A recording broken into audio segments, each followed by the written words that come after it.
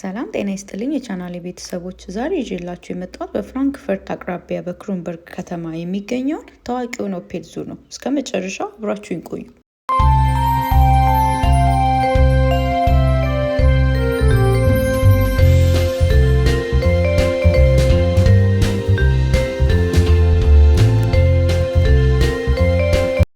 ኦፔል ዙ የተመሰረተው በ1956 ዓመተ ምህረት በታዋቂው የኦፔል መኪና አምራች የልጅ ልጅ ጆርጅ ፎን ኦፔል ነው።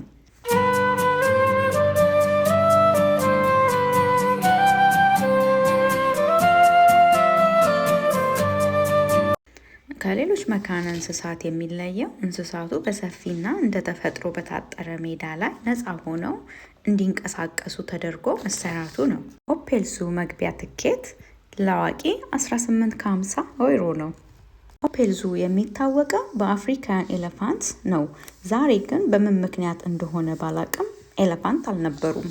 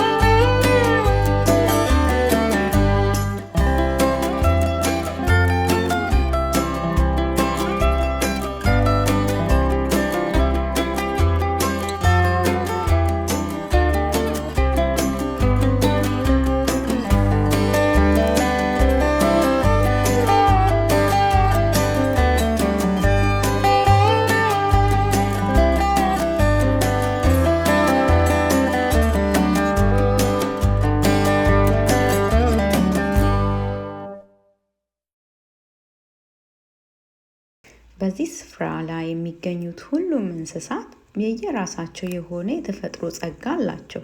ነፃነታቸውን የሚያሳዩት አስገራሚ ባህሪና እርስ በርስ የሚፈጥሩት ተፈጥሯዊ ትስስር በስተጀርባ ብዙ የምንማረው ነገር አለ። ይህ ቦታ ዝም ብሎ እንስሳትን ለእይታ ማቅረቢያ ብቻ አይደለም። የመጥፋት አደጋ የተጋረጠባቸውን የዓለም እንስሳት ዝርያዎችን ጠብቆ ለማቆየት የሚደረግ የዓለም አቀፍ ጥረት ውስጥ ትልቅ ድርሻ አለው። ኦፔል ዙ በመንግስት በጀት ሙሉ በሙሉ አይደገፍም። የሚተዳደረው በጎብኚዎች የመግቢያ ትኬት እና በበጎ አድራጊዎች ልገሳ ብቻ ነው። ይህም በጀርመን ካሉ ትላልቅ መካነ እንስሳት ልዩ ያደርገዋል።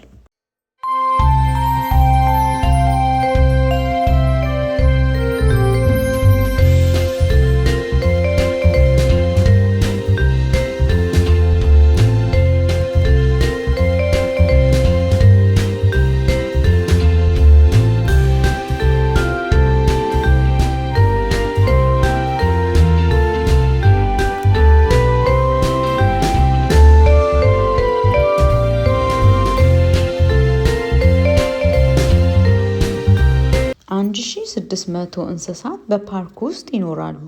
እነዚህ እንስሳት ከ200 በላይ የሚሆኑ ዝርያ አላቸው። በተጨማሪም ከ40 በላይ የተለያዩ የአዕዋፋት ዝርያዎች ይገኙበታል።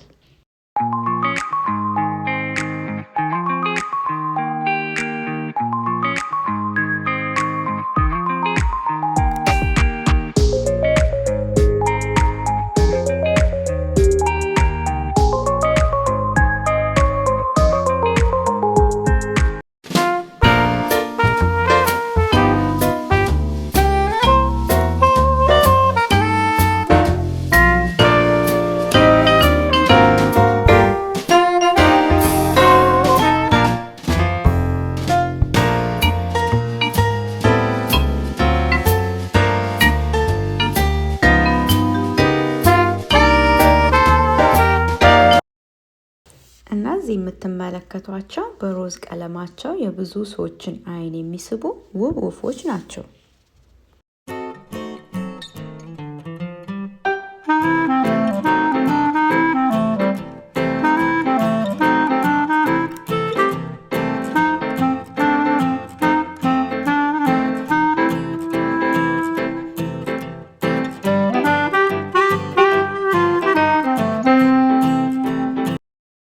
እነዚህ እረፍት የሌላቸው ሁልጊዜም በንቃት አካባቢያቸውን የሚጠብቁና የሚሯሯጡ ትናንሽ ፍጥረታት የቦታውን ድባብ ሙሉ በሙሉ ሕያው ያደርጉታል።